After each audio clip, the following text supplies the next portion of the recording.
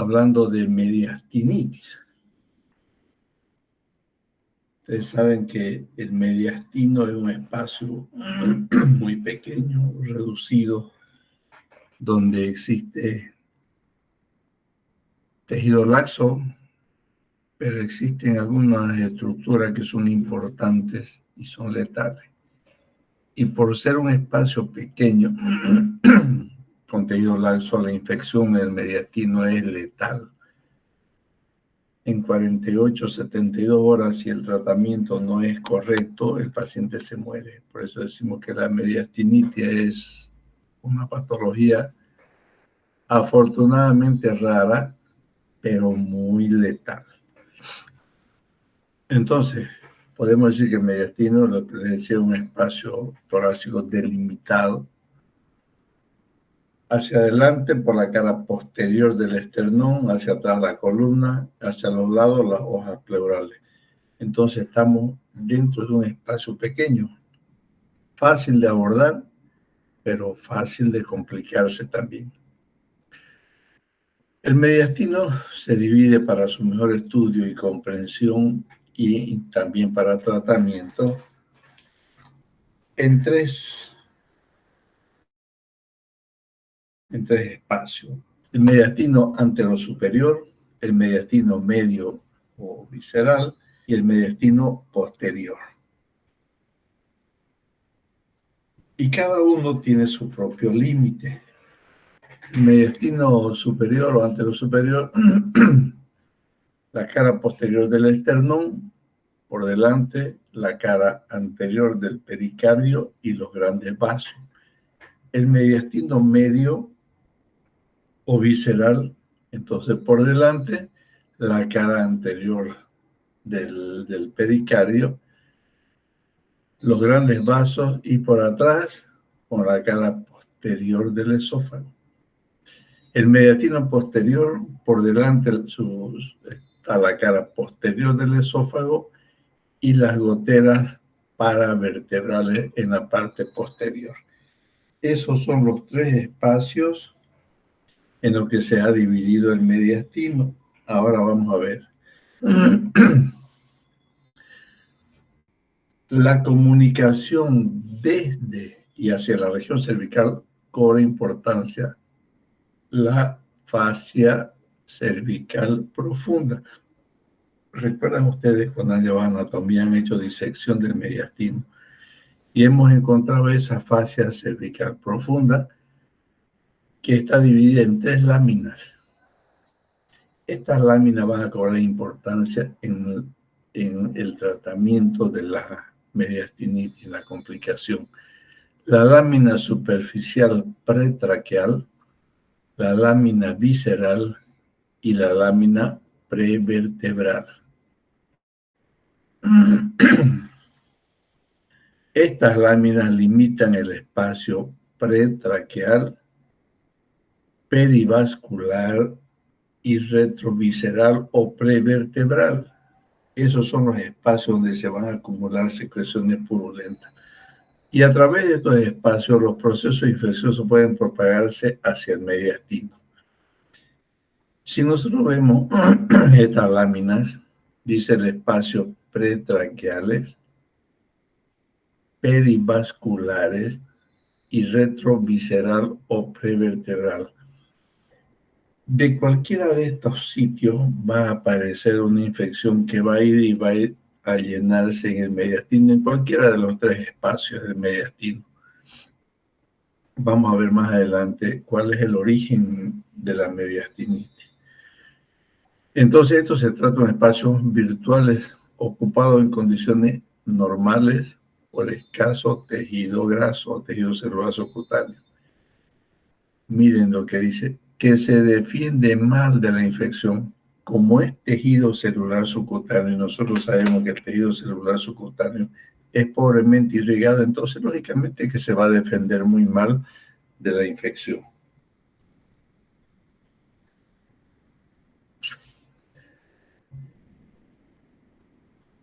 El compromiso agudo del mediastino es consecuencia de una infección extendida desde la cabeza o del cuello. Por eso cuando ustedes, los que han podido asistir a visitas, escuchan decir que es un paciente que tiene un absceso de origen odontogénico, dice. Entonces, viene de la cabeza hacia el cuello. La parotiditis, los abscesos o ganglios infectados del cuello son causas de mediastinitis. Entonces, el compromiso agudo del mediastino es consecuencia de una infección extendida de la cabeza. O sea, no es solamente local, sino que viene a distancia. Estas mediastinitis generalmente que vienen de la cabeza o del cuello pueden transformarse si no se complican en absceso y no son tratados adecuadamente en una mediastinitis necrotizante descendente, porque viene desde el piso de la boca o del cuello hacia abajo, mediastinitis necrotizante descendente, o ser secundaria a una intervención quirúrgica cérvico-torácica, a eso se llama mediastinitis postquirúrgica, o a una perforación aerodigestiva, una perforación de tráquea, una perforación de esófago. Son causa también de mediastinitis. Como definición podemos decir esto: mediastinitis es la inflamación aguda o crónica del tejido conectivo laxo del mediastino.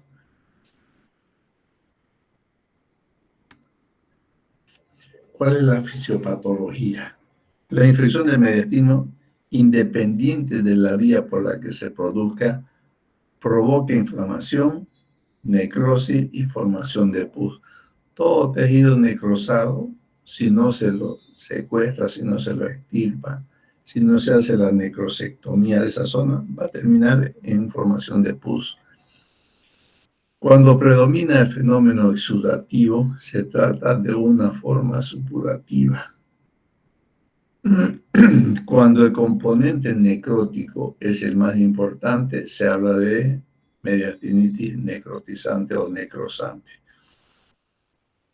Pueden presentarse en forma localizada, con la formación de un absceso localizado, pero la más común y la más grave es la difusa, que afecta los 3 compartimientos o las 3 zonas del mediastino. La mediastinitis puede ser secundaria a contaminación interna, o sea, cervical, foco infeccioso cervical, un absceso, un ganglio infectado, un flemón del piso de la boca y un absceso retrofaringeo.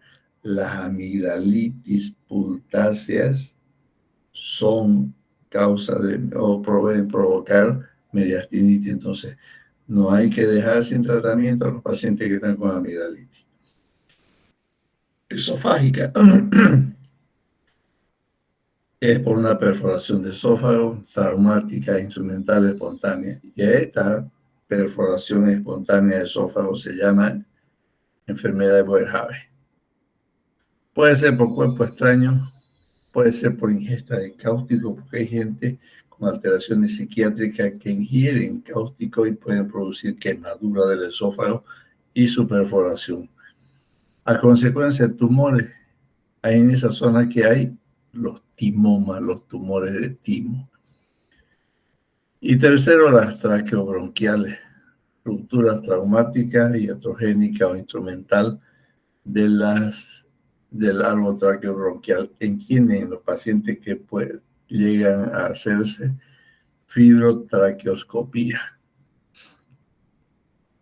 O de contaminación externa, heridas torácicas penetrantes por proyectil armafuego, por arma blanca, por cualquier elemento punzocortante.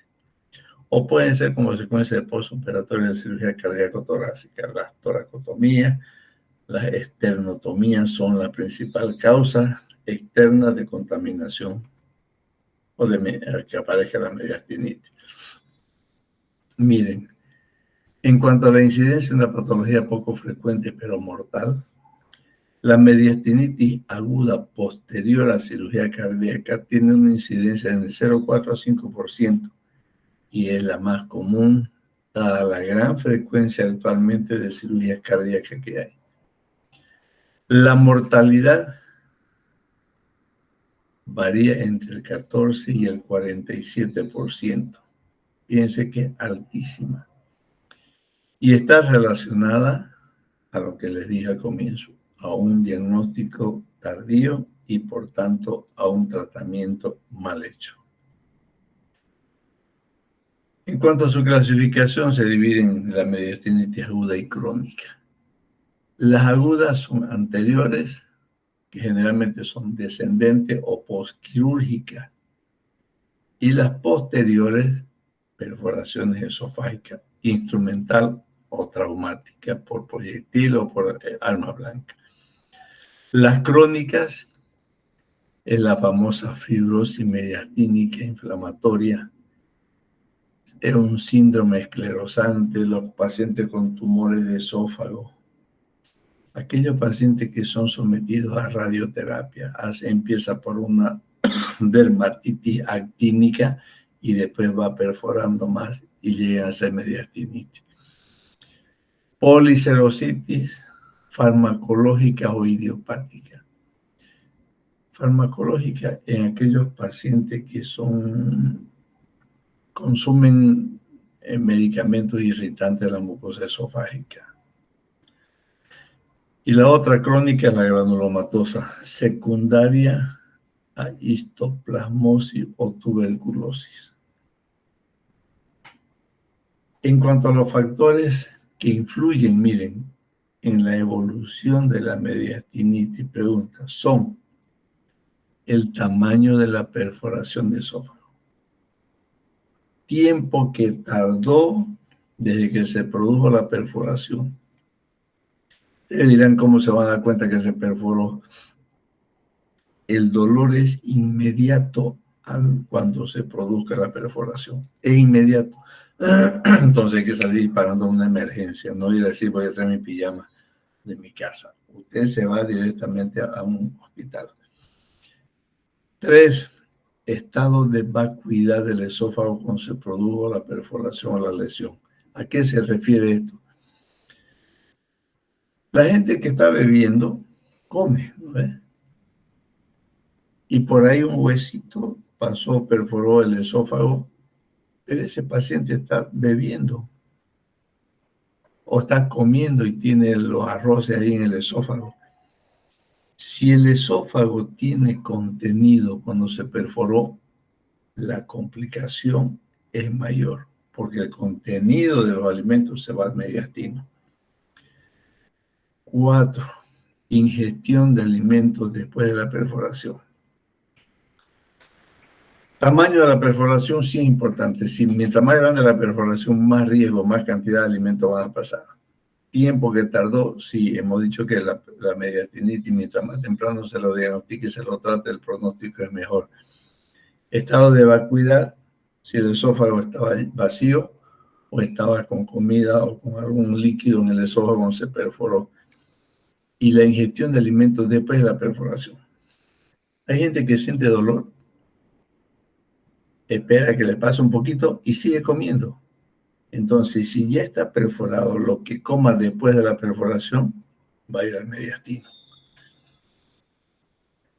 Manifestaciones clínicas. Varía en la forma aguda.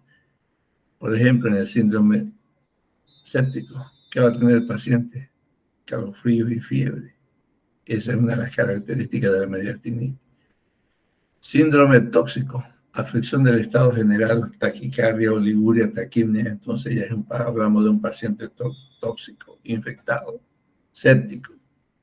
Dolor torácico o retroesternal, es lo que les decía. El paciente se perfora inmediatamente, se da cuenta que se perforó porque hay este dolor retroesternal. Disfagia, hay edema y por tanto va a haber una obstrucción de la vía aérea alta. Hay enfisema subcutáneo. Si hay perforación y salida de aire, lógicamente en base del cuello o en el cuello va a haber enfisema. Signo de Hamann, vamos a verlo más allá, va referida a la presión. Signo de Hamann. Y pioneumotórax, o piopericardio. Difícil decir que es un pío, pero vamos a ver un derrame pleural o vamos a ver un derrame pericárdico. Entonces, el antecedente nos va a llevar a hacer el diagnóstico de un pioneumotórax o un piopericardio. Pero de momento, mientras no tengamos nosotros el interrogatorio, una buena historia clínica, vamos a seguir pensando que es un derrame pleural o pericárdico. Las formas crónicas pueden presentar lo siguiente: síndrome de compresión mediastínica. Si hay edema, si hay infección, si hay una colección, lógicamente que esa colección va a ser como un cuerpo extraño que tenga dentro del mediastino. Forma pseudotumoral, lo va a sentir durito, y cuando le haga su radiografía lateral del cuello va a haber un nivel hidroaéreo. Y entonces, por eso decimos pseudotumoral, falso tumor. Ensanchamiento del mediastino, confundir con ¿qué? Con una ruptura de aorta. O puede haber ausencia de síntomas, pero el antecedente sí nos va a llevar a eso. El diagnóstico clínico, como les decía, y también vamos a clasificar y vamos a encontrar este diagnóstico clínico en la siguiente forma. En las formas agudas, la anamnesis. Búsqueda de antecedentes quirúrgicos, infecciosos, orofaringios o maniobras instrumentales. En el examen físico, la inspección de la cavidad bucal o faringia. ¿Para qué? Para buscar abscesos del piso de la boca, abscesos amigdalares. Pueden encontrarse taquicardia, taquipnea, disnea, odinofagia o difagia, fiebre alta y pulso paradojal. Fiebre alta y pulso bajo. ¿Por qué? Eso es una paradoja. ¿Cómo es posible? Si la fiebre eleva la frecuencia cardíaca, ¿por qué va a estar bajo? Eso es un pulso paradójico. ¿En quién está? En pacientes sépticos. Pero, como hemos dicho que va a haber derrame pericárdico, derrames pleurales, vamos a tener en cuenta que ese paciente, como están pegadas las hojas del pericardio, puede haber una extravasación de toxinas, trasudado después y hacer un taponamiento cardíaco. Va a haber edema cervical que lo podemos confundir con un edema angioneurótico de Quinque. Han debido escuchar o estudiar en semiología. Son edemas de tipo alérgico. Dolor, edema cervical o torácico. Ahora volvamos a lo que dijimos, signos de Hamann. Ruido crujiente en la parte anterior del tórax, sincrónico con la sístole. Le dije que había que tener en cuenta con la parte de presión. ¿Por qué? Porque hay un pulso paradójico y un taponamiento cardíaco. Y el taponamiento cardíaco, ¿cómo está la presión? Baja, hipotenso. Entonces, el signo de Hamann más lo que hemos dicho, vamos a encontrar la ocultación, ruido crujiente en la parte anterior del tórax sincrónico con la sístole. ¿Qué es un ruido crujiente? Es como si tuviera enfisema, que lo va a ocultar a usted. Enfisema subcutáneo, inestabilidad external, porque estamos hablando de los pacientes posoperados. Inestabilidad external posoperatoria parcial o total, secreción purulenta por la esternotomía. Entonces, estamos hablando de una mediastinitis postoperatoria. Las distintas causas tienen elementos que lo caracterizan. Las distintas causas. Mediastinitis por perforación aerodigestiva, entre ellos el Boerhaave, que es la perforación espontánea del esófago. Cuadro agudo, odinofagia, enfisema cervical o torácico, aumento del diámetro del cuello, hay un enfisema en el cuello, antecedente, maniobras instrumentales o vómito. No se olviden, por ejemplo, el Mallory Weiss, pacientes que vomitan, hay un desgarro en la mucosa esofágica y gástrica, pero esa Mallory Weiss puede llegar a una perforación y ya cambia el nombre, ya va a ser un signo de Boerhaave, perforación espontánea de esófago. Mediastinitis post-esternotomía en los pacientes con cirugía cardíaca. Hay secreción purulenta por la herida, hay fiebre en el tercer o cuarto día postoperatorio. Y generalmente si hay una infección va a haber una dehiscencia de la esternotomía, se van a soltar los puntos. En la mediastinitis necrotizante o necrosante descendente va a haber fiebre, shock y fallo multiorgánico. Fíjense ustedes, en toda esta forma siempre hablamos de fiebre, de shock, y ahora estamos hablando de falla multiorgánica. Entonces, todas las mediastinitis van a tener estos signos característicos y los síntomas que vamos a buscar. Estrella es un autor, es un cirujano de tórax que en 1983 habló de los criterios diagnósticos. ¿Y cuál es la clínica de infección esofágica? De una infección orofaringea severa. Siempre agarren un bajalengua, su linternita y revisen la orofaringe. Radiografía de mediastinitis. ¿Qué vamos a ver? Enfisema o antecedentes de esternotomía con grampas metálicas que se coloca cuando uno, o alambre cuando uno abre esternón, lo sutura o lo cierra con alambre o con clips.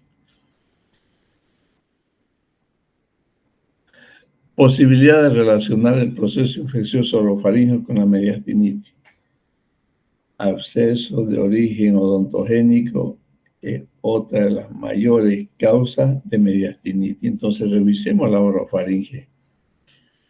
Y por último, la mediastinitis documentada en autopsias.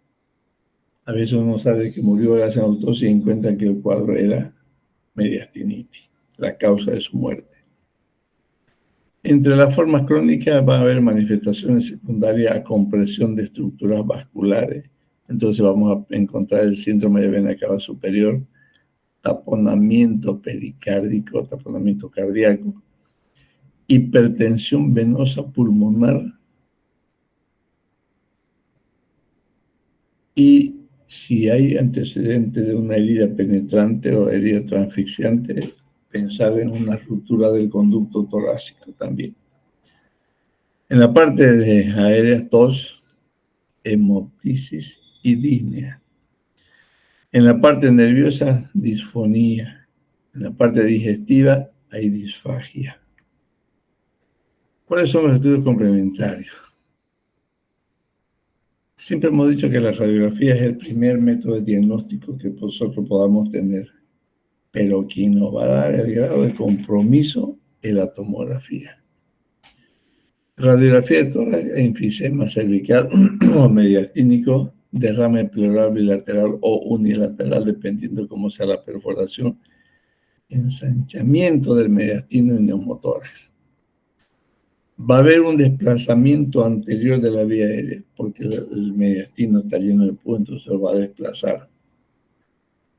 Y vamos a encontrar el signo de von Aken. ¿Qué es el signo de von Aken? Es un enfisema entre el esófago y el raquis. También algunos lo conocen como el signo de Minigerode, que es en una radiografía lateral un nivel hidroaéreo a nivel del tórax superior. Sacan una radiografía lateral y vamos a encontrar el signo de von Aken, que es el enfisema, o el signo de Minigerode, que es un nivel hidroaéreo. En cuanto al esofagograma, es un estudio contrastado. Y vamos a encontrar, como ven las imágenes, el enfisema que hay, esos puntitos negros que ustedes ven, eso es enfisema. Y si le damos de tomar algún contraste, Miren cómo se ensanchó el mediastino y empezó a perder contraste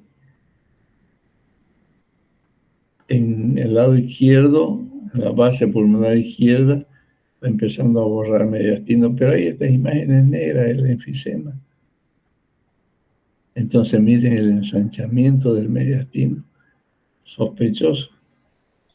Si no hay antecedente de trauma, no puede ser una ruptura de aorta. Entonces vamos a buscar el antecedente, hacer una buena historia clínica, un buen interrogatorio. Y miren la tomografía, ese gran enfisema en el pulmón. Y este enfisema que hay a nivel de mediastino. La tomografía entonces es el estudio más importante. ¿Qué vamos a ver? Lo que ven ahí, el enfisema, derrame pleural, en este caso aquí en el fondo de un derrame pleural pequeño todavía, laminar, derrame pleural o pericárdico, niveles hidroaéreos cuando ya está producido el absceso, en eso vamos a encontrar en esta etapa el signo de minigero de derrame pleural o pericárdico, niveles hidroaéreos, ensanchamiento del mediastino, neumotórax y si hay antecedente quirúrgico, la dehiscencia de la sutura externa. En la forma crónica, el signo radiológico tomográfico de ensanchamiento del mediastino o fibrosis mediastinal, calcificación del tejido celular subcutáneo mediastinal. Y en la mediastinitis crónica, el diagnóstico siempre debe ser confirmado por una biopsia o una necropsia, donde el paciente muere. Para el diagnóstico diferencial, las formas agudas o subagudas o postoperatorio puede ser difícil de distinguir si nosotros, sobre todo, no hacemos un buen interrogatorio, un buen examen. Tenemos que distinguir los hematomas o las secreciones purulentas o líquidas que hay en el mediastino. Y tenemos que ir a buscar también las cuadros infecciosos de las vías respiratorias, pulmones, como la tuberculosis, por ejemplo. En la mediastinitis aguda puede confundirse con neumopatías. Podemos pensar hasta en una tuberculosis miliar. En las formas crónicas, el diagnóstico diferencial debe realizarse con tumores mediastínicos. ¿Cuáles son? Hemos dicho los timomas, los teratomas o los bocios intratorácicos. Linfomas, neurinoma quiste broncogénico, tumores vasculares. Hay muchas cosas en mediastino que pueden hacernos confundir. Pero también podemos pensar, si estamos hablando de paciente posoperado, en los hematomas posoperatorios o los aneurismas o disección de la aorta. En cuanto al tratamiento, consiste en instaurar una estrategia temprana, activa y combinada con un equipo multidisciplinario para lograr la erradicación de la infección, lo que siempre requiere cirugía. Todos los pacientes con mediastinitis siempre son quirúrgicos. Miren, vamos a leerlo de nuevo. Consiste en instaurar una estrategia temprana, activa y combinada con un equipo multidisciplinario. Y generalmente termina en cirugía. Esto, ¿quiénes intervienen? El médico internista, el infectólogo, el radiólogo imagenólogo, el médico terapista. Entonces es un equipo bien conformado para tratar este tipo de pacientes. Como medidas generales, ¿qué vamos a hacer? Estabilizar al paciente y de eso se encarga el terapista y el médico internista. Cuidado intensivo para el terapista y mantener su vía aérea permeable. Eso lo hace emergencista el terapista o el neumólogo. El éxito del tratamiento depende de, miren ustedes, para volver a repetir que es importante esto, el diagnóstico precoz. ¿En quién nos vamos a apoyar? En el paciente. Conductas adecuadas y oportunas. Otra vez, oportuna, temprano, rápido, pronto. Conductas adecuadas al tratamiento antibiótico, el drenaje, la esternotomía y se deja abierta la herida de tórax para curarlo todos los días. Y por último, lo que les decía, el tratamiento multidisciplinario. El éxito del tratamiento depende de diagnóstico precoz, conductas adecuadas y oportunas y tratamiento multidisciplinario. Iniciar el tratamiento antibiótico empírico. Y como decimos que generalmente son anaerobios, entonces démosle con palo al anaerobio hasta que salga el cultivo. ¿Con qué empiezan? Con el imipenem, cefotaxima, clindamicina. Podemos combinar. Si no tenemos el imipenem o el meropenem, utilicemos una cefalosporina de tercera generación, un aminoglucósido siempre y cuando la función renal sea normal, y el metronidazol que cubre anaerobios. Cubriendo gérmenes anaerobios hasta obtener el resultado del cultivo y antibiograma. Y el abordaje quirúrgico relacionado con la etiología, depende de dónde viene. Si viene del piso de la boca, también hay que hacer un abordaje en ese piso de la boca. Un correcto drenaje del mediastino con apertura y debridamiento de la pleura mediastinal y del pericardio. Se puede hacer una decorticación pulmonar o se puede hacer una pericardiostomía. Lo importante es que no dejemos foco infeccioso en esa zona para que se reactive el cuadro. Actualmente, la vía inicial para el manejo de estos pacientes es la videotoracoscopía. A pesar de que el mediastino es un espacio tan pequeño, entonces la videotoracoscopía quizás no sirve para hacer un diagnóstico nada más, pero generalmente es la toracotomía la reina del tratamiento. Hay que poner especial cuidado en incidir y debridar el músculo. Miren, hay que sacar el músculo miloioideo. De lo contrario, puede aumentar la infección confinada al piso de la boca. El miloioideo está en la parte interna de la cavidad bucal. Entonces ese músculo hay que sacarlo, hay que debridarlo. Cuando la mediastinitis fuera secundaria a perforación de esófago al Werhave, dependiendo del tiempo de evolución, se realizará el cierre primario del esófago. Y se realizará también una yeyunostomía o gastrostomía para alimentarlo. 1.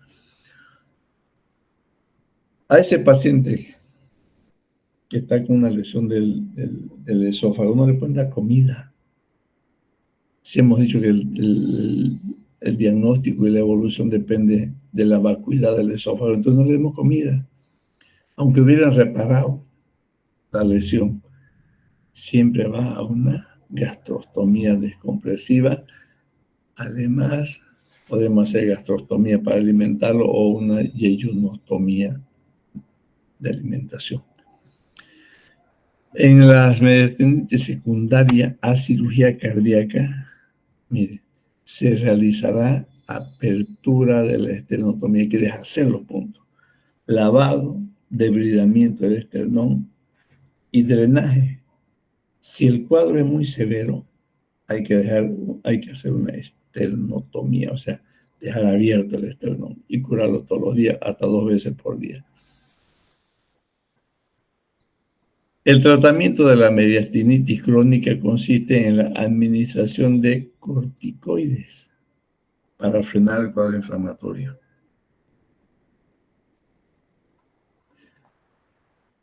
En cuanto al seguimiento, es importante, son pacientes que se quedan muchos días internados. En la forma aguda debe ser estricto en el postoperatorio inmediato por la posibilidad de aparición de complicaciones secundarias al drenaje insuficiente o en las hemorragias. Chicos, están muy pronto a irse al internado y el seguimiento de estos pacientes lo hacen ustedes. Entonces, cualquier falla o cualquier alteración en la evolución, en la herida, que esté roja, que esté caliente, que haya una tumoración, en definitiva, que esté la tetrada de Celso, ustedes no lo pueden dejar pasar por alto. Cualquier alteración que ustedes vean en ese paciente tienen que anotarlo y reportarlo a su superior. La mediastinitis es una patología poco frecuente, pero representa alta mortalidad.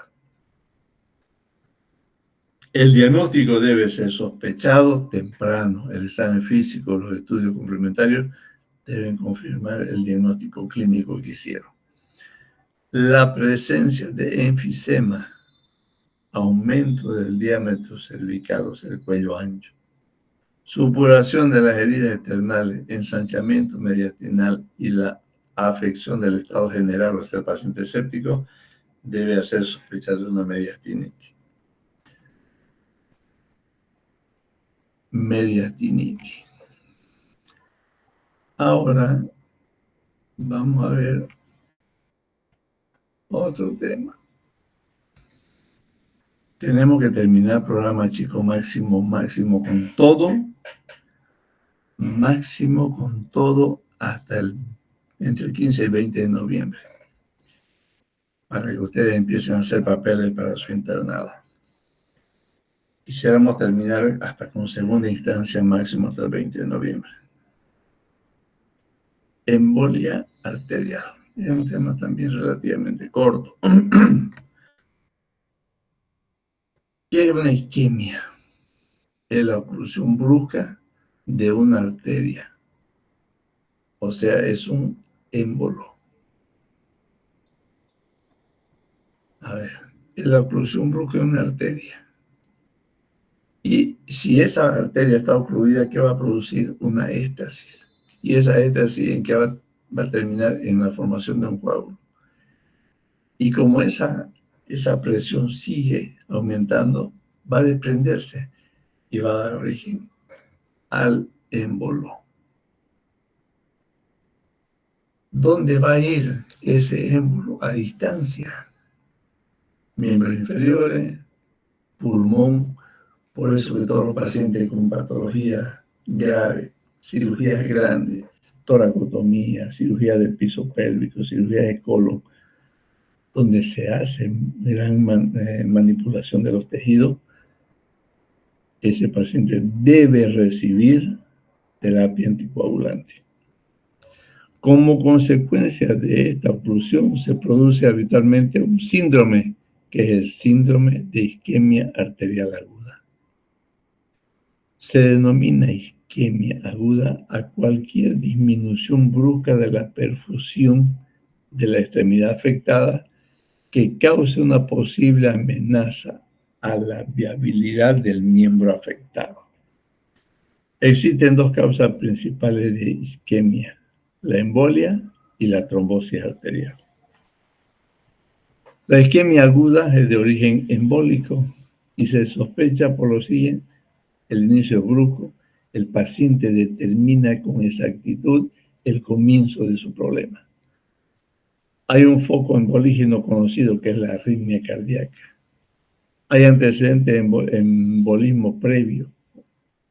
Hay ausencia de la claudicación previa. Claudicación intermitente, hemos dicho, ¿no? Cuando hemos hablado de trauma vascular. Claudicación intermitente, aquel paciente que camina una cuadra, 2 cuadras, se cansa, le duele, se sienta, pasa el dolor y vuelve a caminar otras 2 cuadras y vuelve a tener lo mismo. Eso se llama claudicación intermitente. Pulso anormal en el miembro contralateral. A un lado del pulso puede estar débil, filiforme, bradifímico. En cambio, al otro lado no, es normal. Por eso hablamos de pulsos normales en el otro miembro. De hablar de la epidemiología, en las últimas décadas se ha modificado el patrón de la cardiopatía subyacente en una embolia arterial periférica. Debido al descenso de la incidencia de cirugía cardíaca reumática, porque ahora ya no se hace esternotomía, sino que ya se hace otro tipo de tratamiento, esta cardiopatía reumática es propia de los jóvenes. Pacientes con antecedentes de amigdalitis a repetición. Si le dio 3 o 4 veces, le da ese problema de amigdalitis en un año, el paciente mejor va a operar.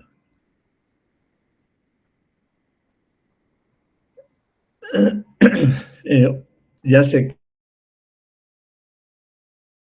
cambió entonces la cardiopatía reumática de los jóvenes a otro tipo de cardiopatía de los ancianos, que es la cardiopatía arteriosclerótica. Pasados los 40, 50 años, ya las arterias empiezan a calcificarse. Y esa calcificación se llama ateroma.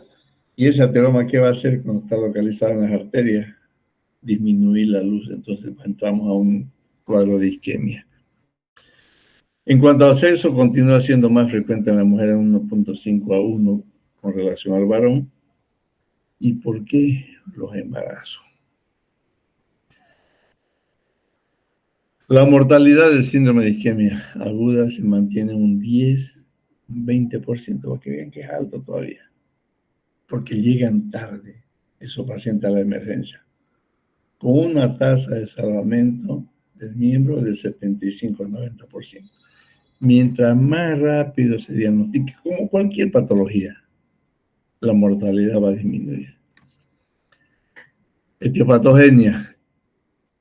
Un émbolo arterial tiene 3 orígenes posibles: cardiopatía, lesión arterial proximal y 3, procedimiento quirúrgico cardíaco vascular.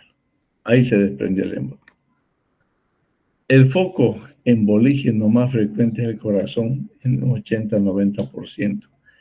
Y la cardiopatía más frecuente es la fibrilación seguida del infarto agudo de miocardio. Imagínense, todo paciente con fibrilación puede hacer un foco embolígeno a distancia.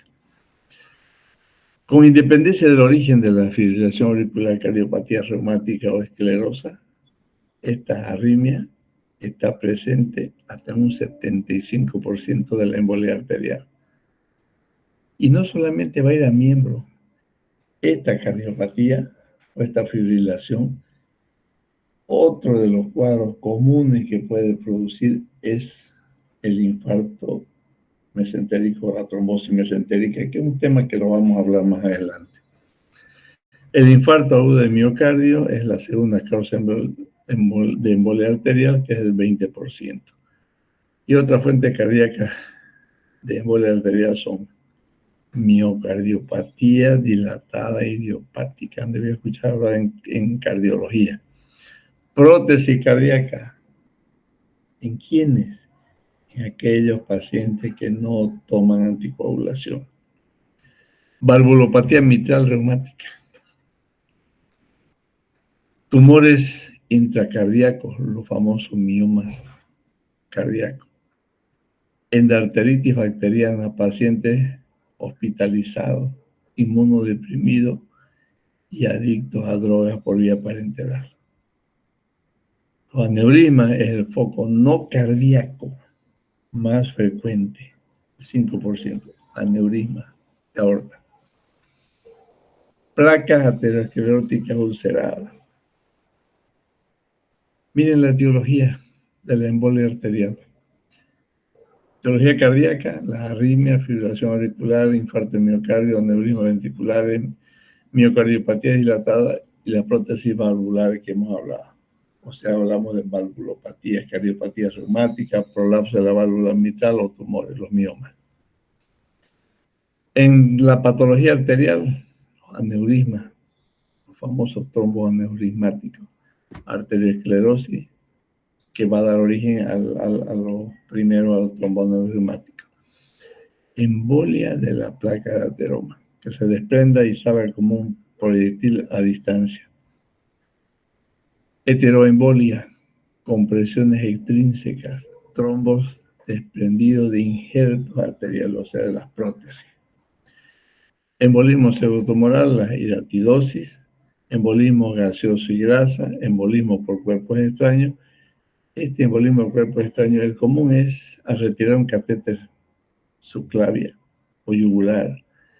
Cuando tengan que retirar un catéter, si no le han enseñado a hacerlo, no lo hagan, porque puede romperse un catéter y quedarse ahí adentro y después se transforma en una cirugía grandísima para sacar el catéter de la subclavia, por ejemplo.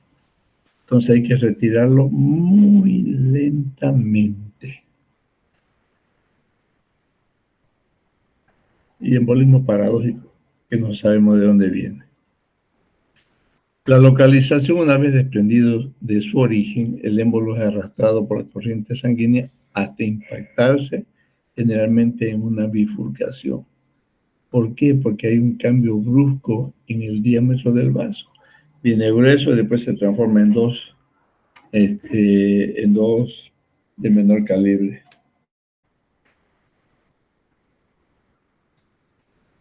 El principal destino de un émbolo de origen cardíaco es la circulación cerebral, en el 60% de los casos. Circulación cerebral, o sea, por eso decimos, ha hecho una embolia, han hecho una embolia cerebral, ¿no es cierto? Los pacientes, una isquemia, los famosos conocidos accidentes cerebrovasculares, o ACV isquémico o hemorrágico también. El 40% restante se localizan en los miembros inferiores, alto 75-85%, los miembros superiores 15 a 20% y las arterias viscerales el 5%. Por eso decimos que hay la trombosis mesentérica o infarto mesentérico. La bifurcación femoral constituye el sitio más frecuente de oclusión embólica, por eso en miembros inferiores hay que buscar frialdad, edema, pulso en todos los pacientes con dolores abdominales. Nunca deben saltarse eso. Y eso da en un 35-50% también, mire, seguido en la bifurcación poplitea. El 10% de los episodios embólicos afectan varios territorios: cerebral, periférico y visceral, que es la trombosis mesentérica. Localización de las embolias arteriales. La femoral es la más común, 37 a 49%. La ilíaca 20 a 27, la poplitea 12 a 16, extremidades superiores 15 a 18, humeral, axilar, radial. Humeral 60, axilar 25 y radial 8. La tibial bajo 4 a 6 y la bifurcación aórtica 3 a 6, porque sigue siendo un vaso grueso, por eso es que no existe la isquemia. En cuanto a la fisiopatología, al producirse la oclusión súbita de una arteria por émbolo, el lecho arterial distal es espasmodizado, o sea, produce un espasmo, una éxtasis sanguínea resultante provocada por una trombosis secundaria. Los hechos fisiopatológicos que se suceden en el lugar del impacto del émbolo, miren lo que pasa donde se clavó, digamos, se paró el émbolo. Oclusión mecánica arterial, porque se desprende la placa de ateroma. Vasoespasmo del lecho distal y de sus ramas colaterales. Entonces hay una isquemia generalizada del miembro. Trombosis secundaria en contigüidad, a distancia o de forma discontinua. Y las alteraciones morfológicas de la pared arterial. En algunas partes de la arteria se gruesa, con paredes duras, calcificadas, con las placas de ateroma, pero otro puede ser blando. Y saliendo de ese espacio que está estenosado por las placas de ateroma, la sangre sale expulsada con mayor fuerza y en la parte de la pared arterial que está debilitada, es blanda, puede reventarse. Repercusiones del episodio embólico es variable mejor dicho, la repercusión es variable y depende de la intensidad y conjunción de los factores fisiopatológicos. ¿Cuáles son esas funciones? El calibre del vaso y sobre todo la presencia de circulación colateral. Mientras más circulación colateral tenga, menos riesgo de perder el miembro afectado. Tiene lugar otros eventos fisiopatológicos, se agravan la isquemia. ¿Cuáles son? La fragmentación y migración distal del émbolo y la trombosis venosa. Es como disparar, chico, una escopeta que tiene múltiples proyectiles. Si ese émbolo se fragmenta, el riesgo de hacer en 2 o más sitios la oclusión es más grande. La fisiopatología de la isquemia arterial se debe manifestar en distintos grados clínicos. Moderada, o sea, hablamos de isquemia moderada, isquemia avanzada y la isquemia severa o grave. Moderada, avanzada y grave. La moderada se caracteriza por la ausencia del trombo distal con eficiencia en la circulación colateral. Por eso le decía, mientras más circulación colateral haya, menos riesgo de perder su pierna. Se manifiesta por la claudicación al esfuerzo, esa es la famosa claudicación intermitente. En la práctica puede suceder en las embolias de bifurcación poplitea y en las embolias de localización axilar o humeral. La más común, la poplitea, hemos dicho que va a estar 20%, ¿no es? La isquemia avanzada existe un sufrimiento tisular importante con síntomas y signos indicativos de la gravedad de la isquemia, porque ya va a haber cambios de color en la piel y de temperatura. Y la isquemia grave es la más frecuente. ¿Por qué decimos o por qué hay esa clasificación de más frecuente? Porque el paciente llega tarde a una emergencia. Esta isquemia grave va a cursar con el cuadro clínico clásico de isquemia aguda derivado de la hipoxia y conduce manifestaciones como la gangrena. Y a las pocas horas de iniciarse el cuadro ya hay gangrena. Por eso se llama isquemia grave. El tejido nervioso es el más sensible, el que más afecta. En 3 horas de isquemia ya hay un déficit funcional neurológico. A partir de las 24 horas se produce necrosis muscular, la lesión de los nervios periféricos, el aumento de la viscosidad sanguínea y el acúmulo de catabolitos. Todo eso, miren, se produce en 24 horas. Necrosis muscular.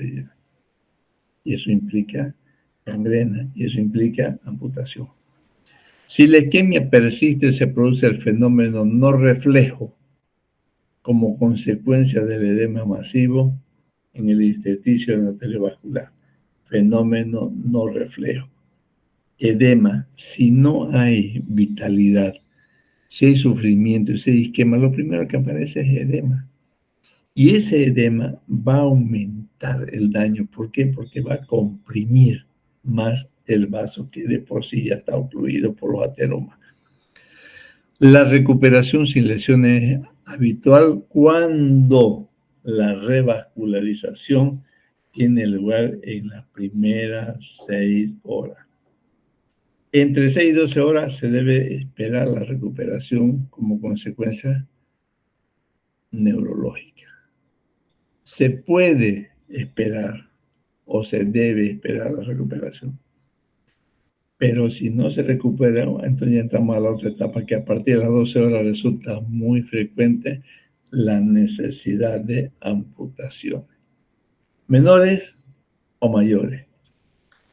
Por eso ustedes cuando tengan algún conocido, algún vecino y su mamá le diga, ¿sabe qué, hijo? El señor fulano de tal tiene esto. Hable con él.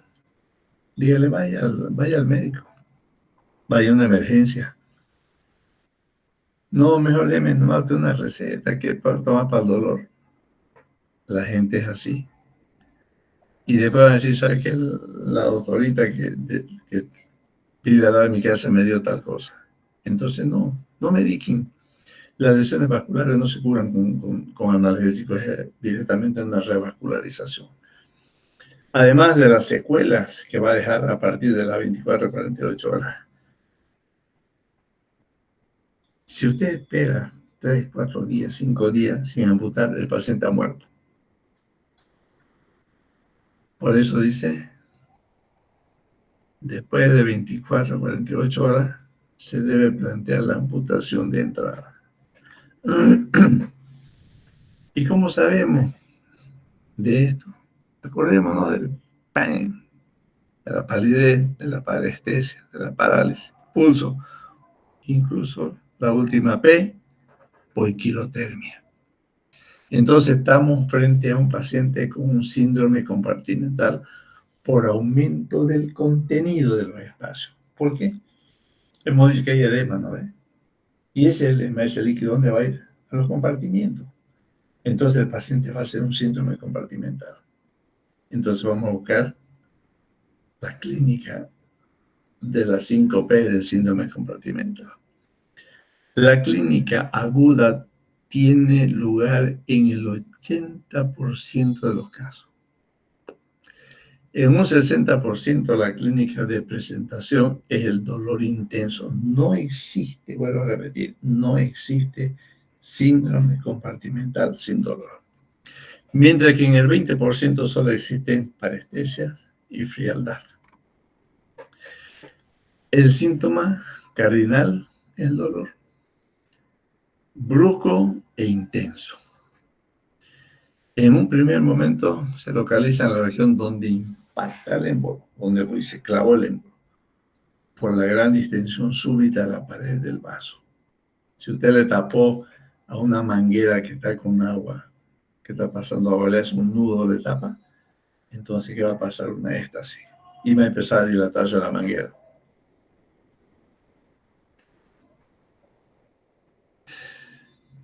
La palidez y la frialdad acompañan al dolor en el inicio del cuadro.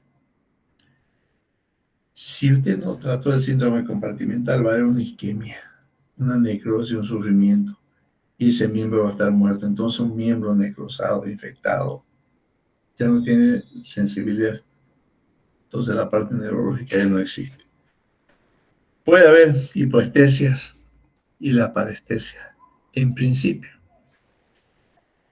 Después ya viene el sufrimiento de los vasos, del tejido, de la grasa, de los músculos, y aparecen lesiones nerviosas irreversibles. La parálisis es un signo tardío y se acompaña de la pérdida de sensibilidad. Son factores de pronóstico. Clínica de la embolia arterial. ¿Cuáles son los síntomas? Precoces, dolor, frialdad, parestesia. Tardío, hipoestesia. Anestesia puede haber. Parálisis. Empastamiento muscular. Los músculos se ponen duros, los gemelos se ponen duros y duelen. La cianosis que es tardía. Y los signos: ausencia de pulso, palidez, depresión venosa. Aparecen ya entre los tardíos la flictena. ¿Qué son las flictenas? Son pequeñas ampollas. Va a haber edema, entonces el cuadro del síndrome compartimental se va a poner peor. Rigidez muscular y finalmente la gangrena. Para realizar el diagnóstico diferencial con sus dos etiologías posibles, arterial, embolia arterial y trombosis arterial. Miren, basándose en la existencia de la historia de claudicación o intervenciones vasculares, la historia de cardiopatía embólica, presencia de factores de riesgo para arteriosclerosis, hipertensión, diabetes, tabaco y dislipidemia, eso va a tener una embolia. En cambio, la trombosis o isquemia aguda existe 3 categorías clínicas. Miren, extremidad viable, extremidad amenazada y extremidad irreversible. Los 3 signos clínicos claves para determinar la gravedad son el dolor, que no calma con los analgésicos, ni con analgesia continua, ni con los opiáceos, dolor persistente, pérdida de sensibilidad y la debilidad muscular. El paciente no tiene fuerza ni para caminar.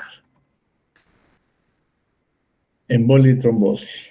La historia de cardiopatía embolígena es habitual en la embolia, pero poco frecuente en la trombosis.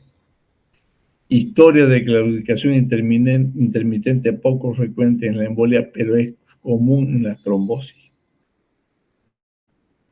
Instauración brusca en la embolia y progresiva en las trombosis. Factores de riesgo de aterosclerosis, hipertensión, hipercolesterolemia, diabetes y tabaco. Poco frecuente en la embolia, pero habitual en la trombosis. Localización en miembros superiores frecuente en las embolias, pero poco frecuente en la trombosis. Y la localización en miembros inferiores frecuente también en las embolias y muy frecuente en las trombosis. El diagnóstico clínico. La historia clínica, la exploración física, buscando el síndrome compartimental con sus 5 o 6 P. En primer lugar, realizar el diagnóstico sindromático de isquemia ayuda para excluir otras entidades que puedan limitarla o imitarla o parecida. ¿Cuáles son esas? Insuficiencia cardíaca grave, trombosis venosa profunda. Y en esta trombosis venosa profunda, que no existe en la arterial, estamos hablando de venosa, aparece ya la flegmasia cerúlea Dolen. Hemos dicho que flegmasia alba Dolen es un edema venoso, blanco, doloroso. En cambio, la flegmasia cerúlea Dolen es un edema pálido, con piel marmórea. Eso significa que ya hay sufrimiento de los tejidos. Por eso decimos cerúlea, porque tiene un aspecto de cera. Flegmasia significa enfermedad de la vena, con aspecto de cera. Y Dolen, doloroso. Edema con aspecto de cera doloroso. Y además aparece la neuropatía compresiva. Existen pruebas de laboratorio adicionales en el diagnóstico. El Doppler portátil unidireccional o bidireccional muestra el silencio completo vital. Se obstruyó, no hay pulso para adelante. El ecodoppler color muestra el lugar de la obstrucción. La arteriografía es importantísima, es un método de diagnóstico fantástico porque establece la localización del émbolo. Además, informa sobre la etiología y los signos arteriográficos de embolia. ¿Y cuáles son esos signos? Distensión brusca, detención brusca del contrato, o sea, hay un stop. Imagen del menisco invertido o del trombo. Estas imágenes radiológicas, muchos de nosotros no lo podemos diagnosticar, no lo podemos encontrar. Lo único que podemos ver es la detención brusca de la circulación sanguínea en ese lugar. Por ejemplo, el signo del menisco invertido o del rombo. Es difícil. Nunca lo he visto. Lo he escuchado decir, mira, aquí está la imagen a un radiólogo, pero verlo o poderlo distinguir no lo haría. Pero sí el stop, pero sí la síncope, pero sí la flegmasia cerúlea Dolen, lo puedo diagnosticar sin ningún problema. Y eso es lo que buscamos nosotros. Estamos saliendo médicos clínicos, no imagenólogos.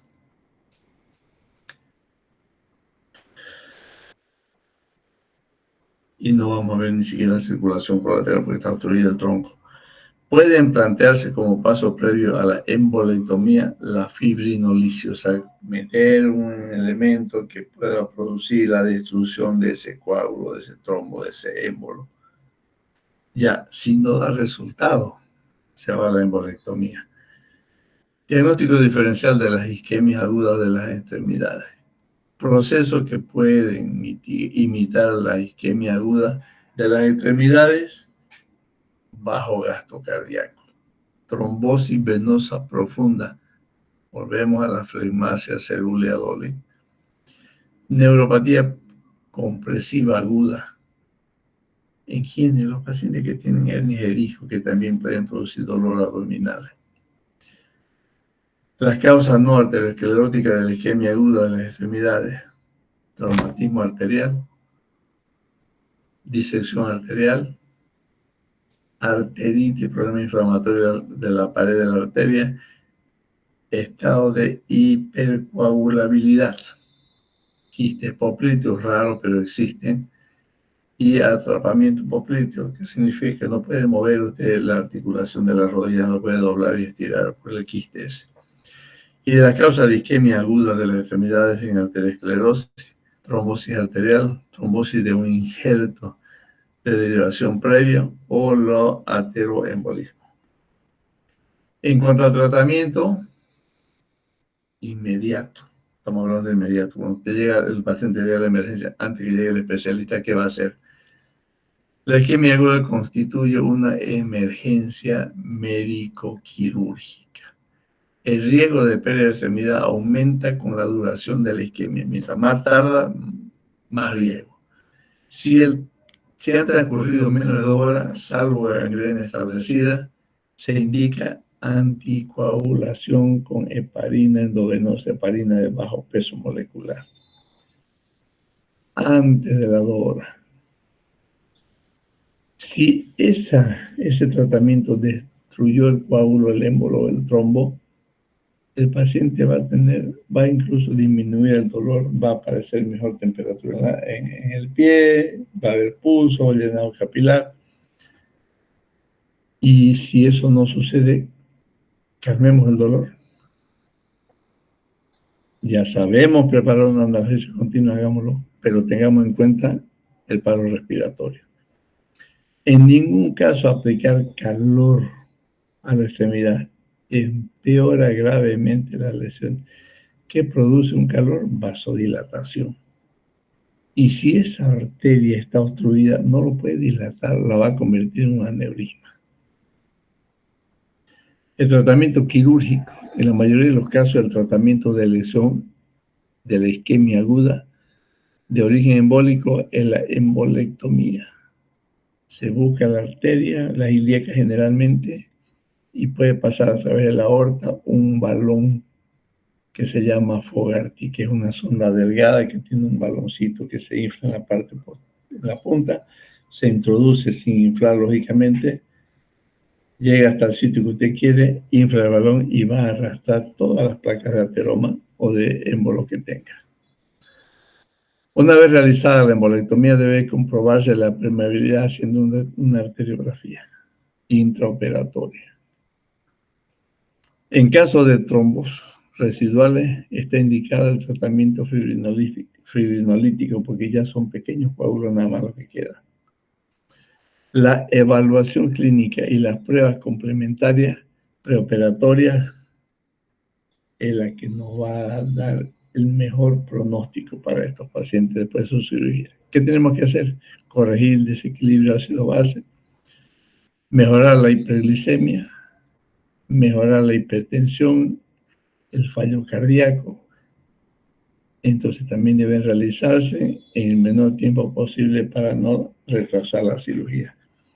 Todo esto lo hacen en emergencia, pero ya el equipo quirúrgico tiene que estar esperando para entrar. Otro procedimiento alternativo a la embolectomía son el tratamiento trombolítico. Un cateterismo por el método de Sellinger puede hacerlo. O la trombectomía percutánea, que no se la hace aquí, que significa poner un catéter y lo aspiran, por eso se llama aspiración mecánica. Se utilizan catéteres de gran calibre y una jeringa de 50 ml para que usted pueda meter el catéter, infra el baloncito y lo arrastra.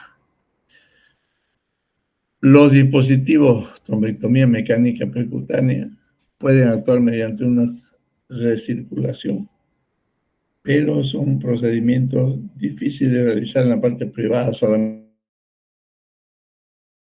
lo pueden hacer y es caro. Ahora, hemos hecho el tratamiento, vamos a un síndrome de revascularización, se trata de la conjunción de dos síndromes, ¿sí? El compartimental y el mionefropático metabólico, el mionefropático metabólico. El compartimental es de tipo regional, en el lugar, y el de mionefropático metabólico es de tipo sistémico, agregamos la anticoagulación total. Reperfusión en la isquemia. ¿Qué hacemos? ¿Qué hace o qué buscamos? Aumentar la permeabilidad capilar, pero tengamos en cuenta que tiene efectos colaterales. Si hablamos de circulación periférica, puede haber un exudado intersticial que va a aumentar el síndrome compartimental. Pero ese es temporario. Van a sentir dolor, abombamiento, impotencia funcional de ese miembro que han producido el tratamiento. Después va a pasar. Entonces, ¿qué hacemos? En resumen, tratar el síndrome compartimental. ¿Qué va a tener este paciente? Acidosis metabólica, cambios electrolíticos, cambios enzimáticos, mioglobinuria, es el famoso síndrome metabólico. El otro, con exudado, aumenta la presión, es el síndrome compartimental. Este síndrome de revascularización es de respuesta inflamatoria sistémica. ¿Qué vamos a buscar? ¿Qué vamos a hacer? ¿O qué va a producir si no hacemos el tratamiento? Va a terminar en una falla multiorgánica, empezando por un desbalance proinflamatorio y antiinflamatorio. Y además va a haber una depresión inmunitaria. Las defensas se le van a ir porque estamos entrando en un proceso.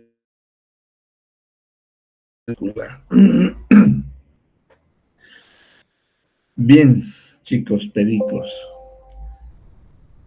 gracias por darse el tiempo de asistir. Estamos pronto a terminar la materia y ustedes a terminar el año. Dentro de octubre, noviembre, diciembre, dentro de 3 meses de la fiesta de Año Nuevo, se van directamente a su internado, con vestido largo.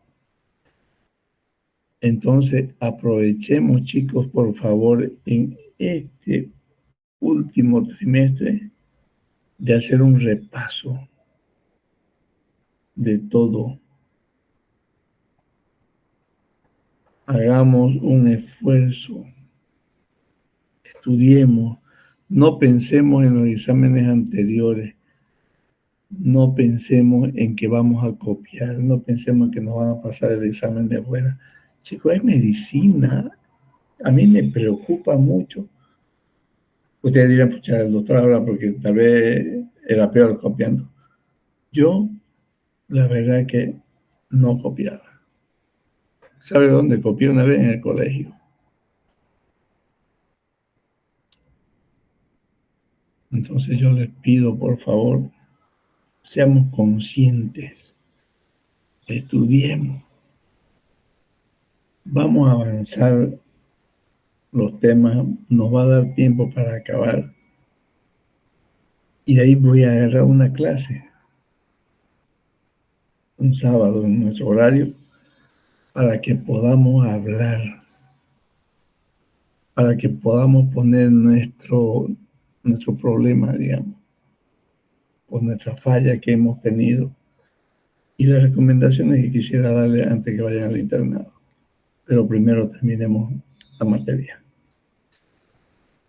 Dentro de la parte preinternado, me gustaría, apoyado por nuestros auxiliares que son compañeros de ustedes, hagamos una clasecita de lavado de manos, porque eso sí que hay una falla increíble en los hospitales.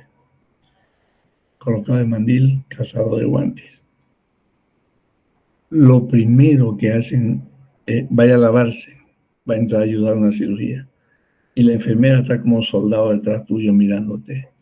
Qué barbaridad, que no sabe ni lavarse, quién fue su docente, y te hace un montón, y uno queda mal, no yo, no solo yo, ustedes. Porque el rapidinho, ya la doctora se lavó mal, se contaminó a ponerse los guantes.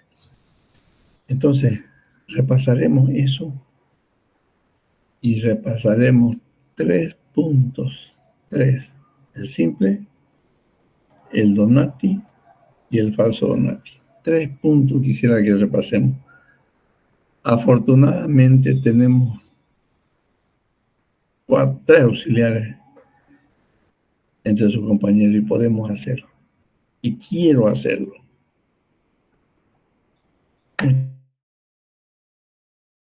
Muchas gracias, chicos, por su tiempo.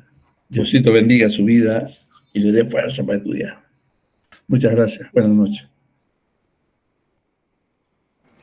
Gracias, doctor. Gracias, doctor. Buenas noches. Buenas noches. Gracias, doctor.